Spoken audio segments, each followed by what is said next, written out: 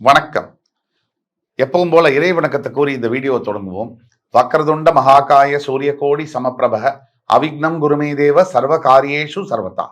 தென்னாட்டுடைய சிவனே போற்றி, என் நாட்டவர்க்கும் இறைவா போற்றி. அன்பர்களே, நண்பர்களே, இந்த வீடியோ உங்களுக்கு கண்டிப்பாக இந்த வீடியோ ஒரு ரொம்ப முக்கியமான ஒரு பதிவு. இந்த பதிவின் மூலியமாக என் உயிரினும் மேலான அன்பு சிம்மராசி நேயர்களுடைய வாழ்க்கையில மிகப்பெரிய மாற்றங்கள் நிகழப்போகிறது. இது உறுதி, சத்தியம்.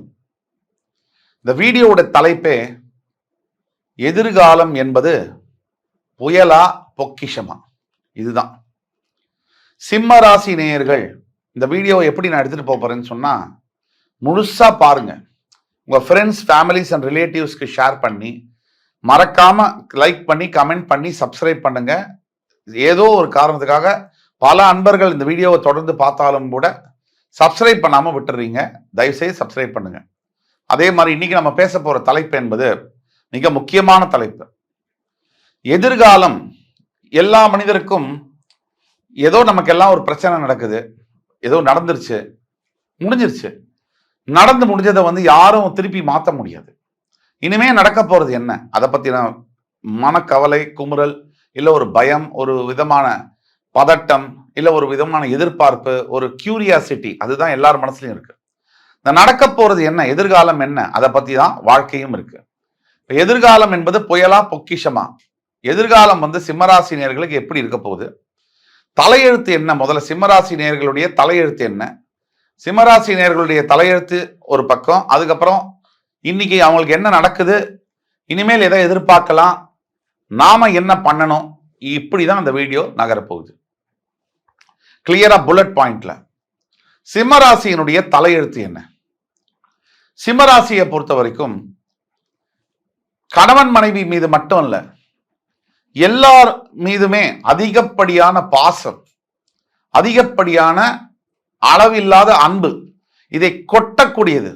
அதுதான் சிம்மராசி நேயர்கள். யாரு கொஞ்ச காலம் பழகிருக்கலாம், நிறைய காலம் பழகிருக்கலாம், ஆனா ஒருத்தர் மேல சிம்மராசி நேயர்கள் நீங்க வைக்கக்கூடிய பாசம் என்பது எவ்வளவு தூய்மையானது அப்படின்னா, ஒரு அம்மாவுடைய மார்பிலிருந்து வரக்கூடிய தாய்ப்பாலுக்கு இணையான அவ்வளவு தூய்மையான பாசத்தை கொண்ட என் சிம்மராசி அன்பு நேயர்களே.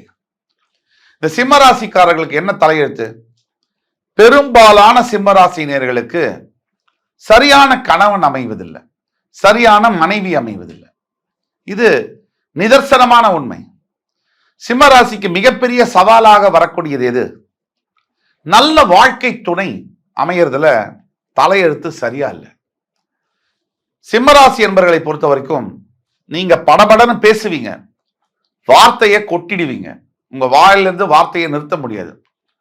அடுத்த 5 நிமிஷத்துல அதை மறந்து உங்களோட ஈகோவெல்லாம் விட்டுட்டு கூட உங்க மனைவி கிட்டையோ இல்ல உங்க கணவன் கிட்டையோ நீங்க போய் மன்னிப்பு கேட்குறீங்க. ஆனா அவங்க அதை புரிஞ்சுக்க மாட்டாங்க, உங்களை மன்னிக்கவும் மாட்டாங்க. நீங்க பேசின வார்த்தையை மனசுல வச்சுக்கிட்டே வாழ்க்கை முழுக்க உங்களை காயப்படுத்துறதாகவும் நோகடிக்கிறதாகவும் ஆன வாழ்க்கையில நீங்க இருப்பீங்க.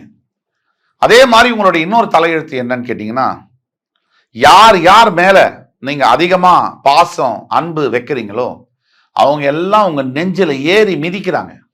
இது உண்மை, சத்தியம். அதே மாதிரி சிம்மராசிக்காரர்களுடைய இன்னொரு தலையெழுத்து என்னன்னு கேட்டீங்கன்னா, தாராள குணம். ஒருத்தருக்கு கஷ்டம் அப்படின்னு வந்துட்டா உங்களுக்கே அந்த கஷ்டம் வந்த மாதிரி தன்னுடைய பாக்கெட்ல இல்லைன்னா கூட கடன் வாங்கி மற்றவர்களுக்கு உதவி செய்யக்கூடிய ஒரு இதயம் படைத்த மெக்னானிமஸ் சொல்லுவாங்க இங்கிலீஷ்ல, பரந்த மனப்பான்மை படைத்த சிம்மராசி நேயர்களுக்கு வெறும் ஏமாத்தம் மட்டும்தான் மிச்சம். எத்தனையோ பேருக்கு உதவி பண்ணியாச்சு. நீங்க கொடுக்கும் போது, அவங்க உதவி கேட்கும் போது உங்கள்கிட்ட காலில் விழுந்து உதவி கேட்டிருக்காங்க, கெஞ்சி கேட்டிருக்காங்க, நீங்க உதவியும் பண்ணிட்டீங்க. ஆனா உங்க உதவி கிடைச்சதுக்கு அப்புறம் உங்களுக்கு ஒரு நிலை வரும்போது உங்களை ஏறி மிதிச்சிருக்காங்க நெஞ்சில. இது ஒரு பெரிய பிரச்சனை. ஆக உறவுகளினால் ஏமாற்றப்படக்கூடிய, ஏமாந்த போகக்கூடிய அந்த மனசு, இன்னொரு தலையெழுத்து என்னன்னா, எல்லாமே உங்களுக்கு தெரியும் அப்படிங்கிற நினைப்பு சிம்மராசினியர்களுக்கு எப்போதுமே இருக்கும். அடுத்தவங்களுக்கு எல்லாம் ஒன்றும் தெரியாதுப்பா, எனக்கு தெரியும், நல்லா தெரியும் அப்படின்னு நம்புறது கரெக்டு தான். ஆனா எல்லா சமயங்களிலும் அது ஒத்து வராது. வாழ்க்கையில சில சந்தர்ப்ப சூழ்நிலைகளை விட்டு கொடுத்து தான் போகணும். அப்போ மற்றவங்க சொல்றதையும் கேட்கணும். அது கேட்காம போனோம்னா அதோடைய பாதிப்பு விளைவுகளை நம்ம ஃபேஸ் பண்ணும்போது நம்ம அதுல வருத்தப்பட்டு எந்த விதமான பிரயோஜனமும் இல்லவே இல்லை சார். அது ஒண்ணு. இன்னொரு கடைசி புல்லட் பாயிண்ட் உங்க தலையெழுத்தை பத்தி சொல்லணும்னா, என்ன சொல்றது, சிம்மராசி என்பவர்களுக்கு பிரத்யேகமா இந்த விஷயம் நான் சொல்லி ஆகணும். பல சிம்மராசி நேயர்களுக்கு பணம், பொருள், பதவி, நல்ல சொந்தக்காரங்க, வீடு வாசல் எல்லாம் இருந்தும் கூட வாழ்க்கையில நிம்மதி இல்லாத சூழ்நிலை, எல்லாம் இருந்தும் ஒரு வேக்யூம் மாதிரி, வெற்றிடம் மாதிரி, எதுவுமே இல்லாத மாதிரியான அமைப்பு இருக்கு. ஆக எதிர்காலத்துல எதை நோக்கி இந்த பயணம் என்பது நடந்துட்டு இருக்கு. இதுல ரொம்ப முக்கியமா இந்த வீடியோல நம்ம கவனிக்க வேண்டியது, ரொம்ப போக்கஸ் பண்ணக்கூடியது என்ன அப்படின்னு பார்த்தோம்னா, தற்சமயம் கோச்சார ரீதியாக சிம்ம ராசிக்கு 8ஆம் இடத்தில் ராகு இருக்கிறார்.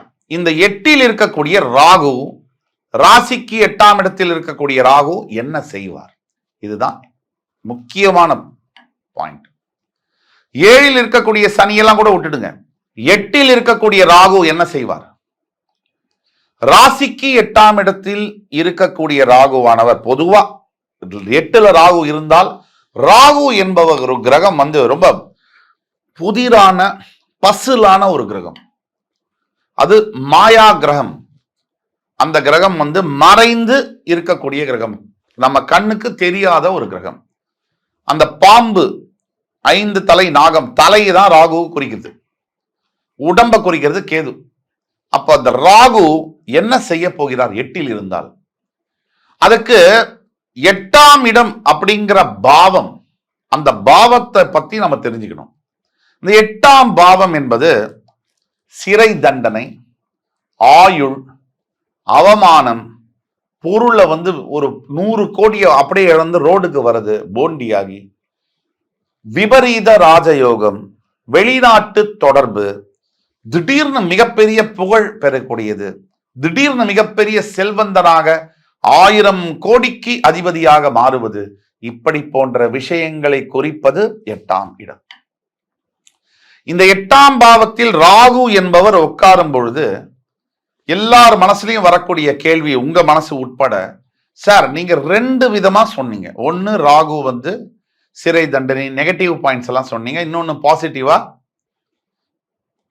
விபரீத ராஜயோகம், உங்களுக்கு கிடைக்கக்கூடிய லாட்டரி பிரைஸ், வெளிநாட்டு தொடர்பெல்லாம் சொன்னீங்க.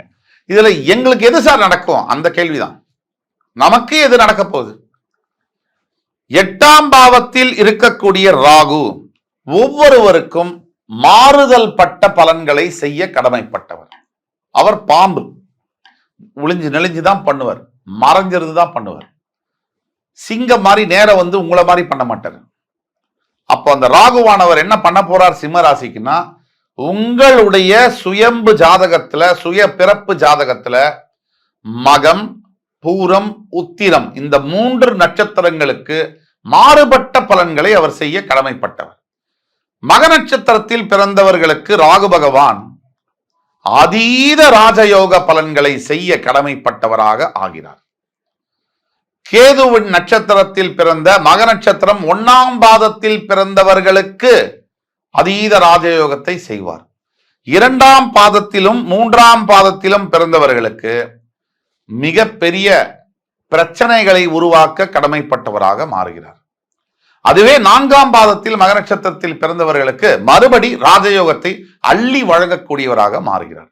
இதை போல் பூர நட்சத்திரத்தில் பிறந்தவர்களுக்கு முதல் 2 பாதங்களில் பிறந்தவர்களுக்கு ராகு பகவான் நற்பலன்களையே செய்கிறார். 3 மற்றும் 4 பாதங்களில் பிறந்தவர்களுக்கு அதீத கெடுபலன்களை செய்கிறார்.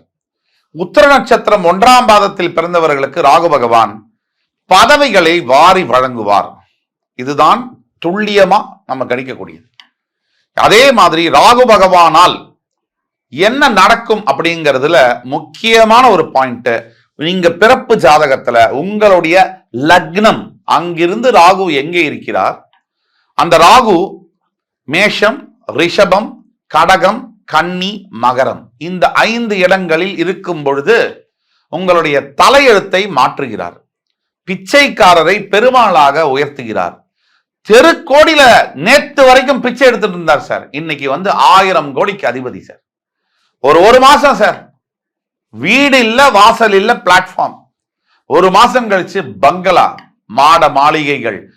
இதை இந்த அளவுக்கு ஃபாஸ்டாகவும் ரொம்ப ஹெவியாகவும் ராஜயோகத்தை கொடுக்கக்கூடிய, நினைத்தே பார்க்க முடியாத அளவிற்கு ராஜயோகத்தை கொடுக்கக்கூடியது ராகு பகவான். அவருக்கு மட்டும்தான் 9 கிரகங்களில் அவ்வளவு பவர் ராகுக்கு மட்டும்தான் இருக்கு. சனிக்கு கிடையாது, குருக்கு கிடையாது, சுக்கிரனுக்கு கிடையாது, கேது கிடையாது, செவ்வாய், புதன் இவங்களுக்கு எல்லாம் இல்லை. ராகுக்கு மட்டும் எக்ஸ்ட்ராடினரி பவர் இருக்கு.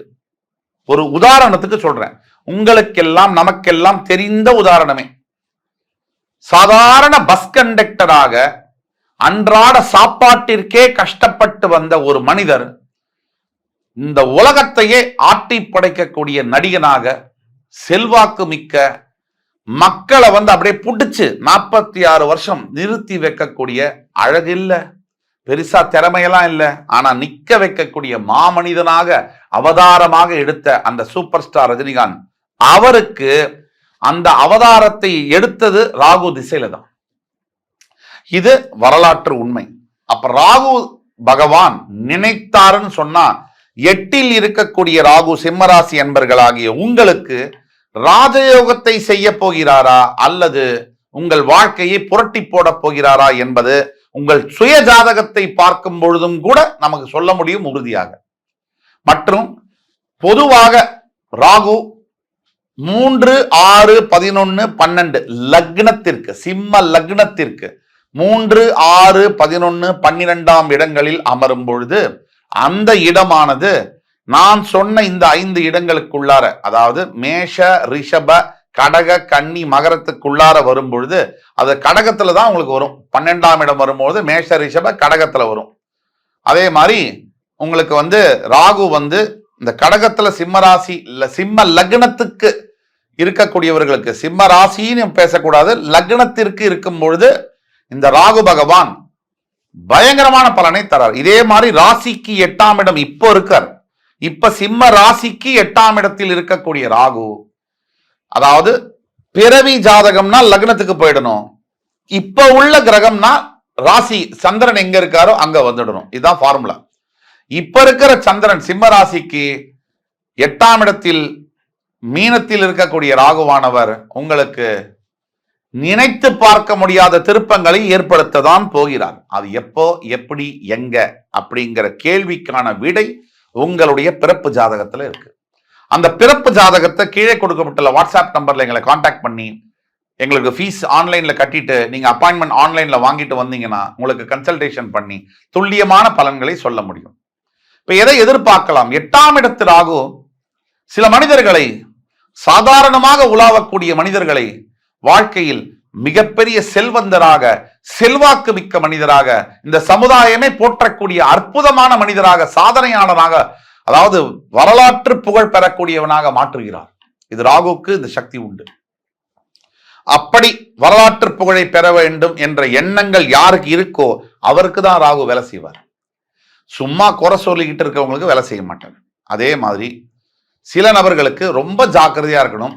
உடல் உபாதைகளை கொடுக்கக்கூடிய அளவுல, விபத்துகளை ஏற்படுத்தக்கூடிய அளவுல, சிறை தண்டனை கொடுக்கக்கூடிய அளவுலையும் வேலை செய்வார். நமக்கு அதை எப்படி தற்காத்துக்கணும் அப்படிங்கிறத பத்தி நம்ம பேசுவோம். என்னதான் ராகு நல்ல பலன்களையோ கெடுபலன்களையோ கொடுத்தாலும் கூட நாம் எப்படி நமக்கு ஒரு தீய விஷயங்கள் நடக்குதுன்னா தற்காத்துக்கணும்னா ராகு கிட்ட இருந்து நாம திருநாகேஸ்வரம் என்று சொல்லக்கூடிய கோவில் இருக்கு தஞ்சை மாவட்டத்துல. அங்க கோவிலுக்கு சென்று வர வேண்டும். அவருக்கு அபிஷேகம், பாலாபிஷேகம் செய்ய வேண்டும். நாகநாத சுவாமிக்கு பாலாபிஷேகம் செய்ய வேண்டும். அதே போல ராகு பகவானுக்கு நீங்க நல்லது செய்யணும், அவருடைய கோபத்தை தணிக்கணும்னு சொன்னா நீங்க தான தர்மங்களை விரும்புபவர். நீங்க நிறைய தர்ம காரியங்களை செய்யும் பொழுது ராகு பகவான் தன்னுடைய பலன்களை மாற்றி அமைக்கிறார். இது சத்தியமான உண்மை. அப்ப ராகு பகவான் நமக்கு நல்லது செய்யணும்னு சொன்னா நம்ம தான தர்மங்களை நிறைய செய்ய வேண்டும். நிறைய கஷ்டப்படக்கூடிய ஏழைகளுக்கு அன்னதானம், வஸ்திரதானம் இது போன்ற விஷயங்களை செய்யணும். ராகுக்கு இன்னொரு ரொம்ப பிடிச்ச விஷயம் என்னன்னு சொன்னா, பைரவர்களுக்கு, நாய்க்குட்டி, நாய்களுக்கு, திருநாய்களுக்கு உணவளிப்பது, அதற்கு நீர் தண்ணி குடிக்கிறதுக்கு கொடுக்கறது, இந்த மாதிரி விஷயங்களை செய்யும் பொழுது ராகு பகவான் ரொம்ப மனம் இறங்கி அந்த பக்தர்களுக்கு கெடுபலன்களை நீக்கி நல்ல பலன்களையே தருகிறார் என்பது மறுக்க முடியாத விஷயம். ஆக இது மட்டுமல்ல, ராகு பகவானுடைய காயத்ரி மந்திரம் யூடியூப்ல போட்டீங்கன்னா வரும், கூகுள்ல போட்டீங்கன்னா வரும். அந்த மந்திரத்தையும் நீங்க சொல்லணும். அதே மாதிரி இந்த பலன்களை எல்லாம் எப்படின்னா, ஒரு நாள் 2 நாள் மட்டும் செஞ்சுட்டு விட்டுட்டா நடக்காது.